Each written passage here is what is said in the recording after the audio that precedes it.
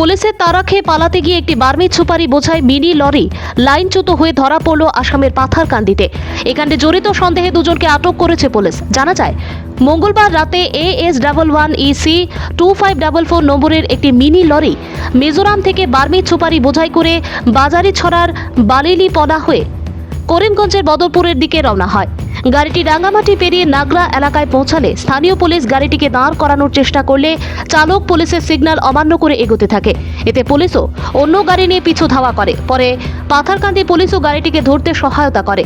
এতে অবস্থা বেগতিক দেখে চালক উক্ত লরিটি জাতীয় সড়কের পরিবর্তে চাঁদখিরা বিকল্প সড়ক ধরে টিলাবাড়ি হয়ে পাথারকান্দি থানার পার্শ্ববর্তী কাবারিবন্ধ সংলগ্ন লঙ্গাই নদীর ব্রিজের পাশে এসে নিয়ন্ত্রণ হারিয়ে লাইনচ্যুত হয়। এতে ধরা পড়ে লরিটি।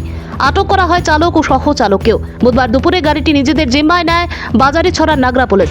এই সংবাদ সংগ্রহ পর্যন্ত বাজেয়াপ্ত সুপারিগুলো ওজন করা হয়েছে, ফলে সঠিক পরিমাণ এখনো জানা যায়নি। তবে উক্ত লরির গোপন চেম্বার থেকে আনুমানিক 2000 কেজি সন্দেহযুক্ত বার্মিজ সুপারি উদ্ধারের ধারণা করা যাচ্ছে, যার কালো বাজারের মূল্য 10 লক্ষাধিক টাকার মতন হবে। এদিকে এর আগে সোমবার রাতে অনুরূপ এক অভিযানে একটি মিনি লরি আটক করে 1750 কেজি বার্মিজ সুপারি সহ দুজনকে আটক করে নাগনা পুলিশ। উল্লেখ্য যে বার্মিজ সুপারির দাম লোকাল সুপারির চেয়ে অপেক্ষাকৃত কম হওয়াতে এই সুপারির চাহিদা রয়েছে আসামের সহ মেঘালয়ে, ফলে এমন লাভজনক কারবারে অনেক জড়িয়ে পড়ছে।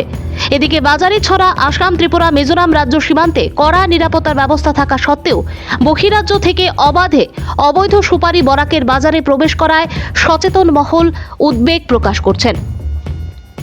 ভানুচন্দ্রের রিপোর্ট।